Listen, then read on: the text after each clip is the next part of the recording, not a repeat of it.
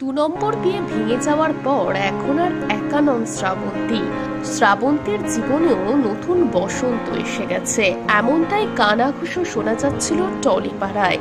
আর সেই জল্পনাই আবারও উস্কে দিলেন স্বয়ং নায়িকা। সম্প্রতি নিজের ইনস্টাগ্রামের দেওয়ালে হোলির সেলিব্রেশনের বেশ কিছু ছবি পোস্ট করেছেন শ্রাবন্তী চট্টোপাধ্যায়। আর সেখানেই শ্রাবন্তী নিজের গোটা পরিবারের ছবি তুলে ধরেছেন।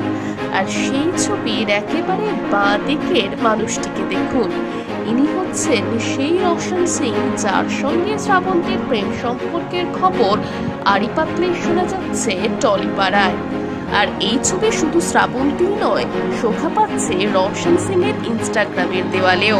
ও রোশনের পারিবারিক অনুষ্ঠান হোক বা শ্রাবন্তীর বাড়ির কোনো গেট টুগেদার, সব জায়গাতেই একসঙ্গে দেখা যাচ্ছে শ্রাবন্তী রোশনকে। তবে কৃষণ ব্রজের সঙ্গে সম্পর্ক ভাঙার পর কোনো রকম তাড়াহুড়ো করতে চান না শ্রাবন্তী। সেই কারণেই নিজেদের সম্পর্কে আনুষ্ঠানিক শিলমোহর দেওয়ার আগে আরও একটু সময় নিয়ে নিচ্ছেন নায়িকা। সব মিলিয়ে রঙের উৎসবে শ্রাবন্তী আর রোশনের মন যে বেশ রঙিন হয়ে উঠেছে তা কিন্তু বলাই যায়।